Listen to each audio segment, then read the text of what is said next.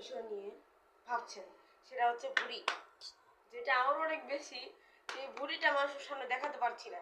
তো এর জন্য চমৎকার একটি উপায়ে ভুঁড়ি কমাতে পারবেন মাত্র 9 দিনে।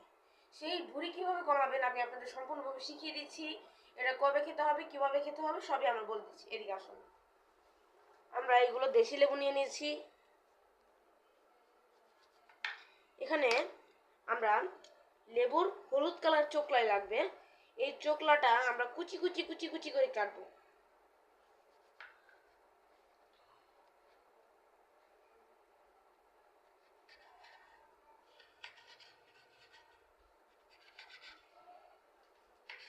আমার কুচি কুচি করে কাটা শেষ।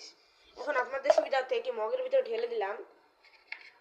এটি মগের ভিতরে ঢালে, আমি কিন্তু কম কুচি কুচি করেছি, আপনারা চাইলে আরো বেশি কুচি কুচি করবেন। তারপরে আপনারা একটি চামচ মেপে, আমাদের একটা অনুমান আছে এই লেবুর রসে, আপনারা একটি চামচ মেপে এটার ভিতরে কিছু অনেক চিপটি রস বের করে দিবেন। আমাদের রস দেওয়া শেষ। তো আমরা এখানে গরম পানি আমাদের নেই, তাই আমরা আজকে ঠান্ডা পানি দিয়ে বানাবো।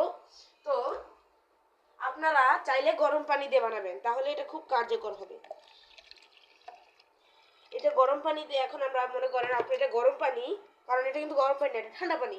আপনারা যে সময় ব্যবহার করবেন সেটা গরম পানি হবে। তো গরম পানি দিয়ে যে সময়টা প্রস্তুত করা শেষ হবে, তখন এইটা আমরা 10 মিনিটের জন্য ঢেকে দেব। তারপরে সকালে খালি পেটে খাওয়ার আগে এটা আমরা পান করব। এটা টেস্ট সকালে ভালো নাও লাগতে পারে, কিন্তু এটা খেলে মাত্র 9 দিনের মধ্যে আপনার এই ডাম্বেল ভুঁড়িটা কমে যাবে।